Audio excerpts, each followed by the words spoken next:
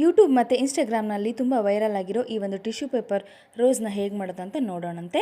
ನಾನಿವತ್ತು ಟ್ರೈ ಮಾಡಿದ್ದು ಫಸ್ಟ್ ಅಟೆಂಪ್ಟಲ್ಲೇ ನಂಗೆ ತುಂಬ ಚೆನ್ನಾಗಿ ಬಂತು. ಫಸ್ಟ್ ಏನು ಮಾಡಿದ್ದೀನಿ ಅಂದರೆ ಈ ಥರ 8ರಿಂದ 10 ಟಿಶ್ಯೂ ಪೇಪರ್ನ ತೊಗೊಂಡಿದ್ದೀನಿ. ಮತ್ತು ಈ ಥರ ರೌಂಡ್ ಶೇಪಲ್ಲಿ ಮಾರ್ಕ್ ಮಾಡಿಕೊಂಡು ಅದನ್ನು ನೀಟಾಗಿ ಕಟ್ ಮಾಡ್ಕೊಂಡಿದ್ದೀನಿ. ಕಟ್ ಮಾಡ್ಕೊಂಡಾದಮೇಲೆ ಈ ಥರ ಸ್ಕೆಚ್ ಪೆನ್ ಇರುತ್ತಲ್ವ ಅದನ್ನು ಈ ಥರ ಎಡ್ಜಸ್ಗೆ ಸ್ವಲ್ಪ ಅಂಟಿಸ್ತಾ ಬರಬೇಕು. ನಾನು ಪಿಂಕು ಮತ್ತು ರೆಡ್ ಆ್ಯಂಡ್ ಬ್ಲೂ ಕಲರ್ನ ತೊಗೊಂಡಿದ್ದೀನಿ.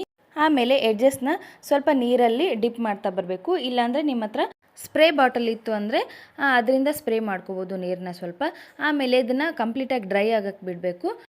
ಡ್ರೈ ಆದಮೇಲೆ ಈ ಥರ ಗ್ಲಾಸ್ ತೊಗೊಂಡು ಈ ಥರ ಸುತ್ತಲೂ ಟಿಶ್ಯೂ ಪೇಪರ್ನ ಹಾಕ್ಕೊಂಡು ಗ್ಲೂ ಹಾಕ್ತಾ ಅಂಟಿಸ್ತಾ ಬರಬೇಕು. ನೋಡಿ ಈ ಥರ ಹಾಕ್ಕೊಂಡು ಬರಬೇಕು.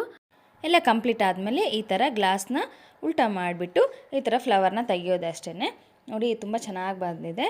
ವಿಡಿಯೋ ಇಷ್ಟ ಆದರೆ ಲೈಕ್ ಶೇರ್ ಕಮೆಂಟ್ ಮಾಡಿ. Thanks for watching.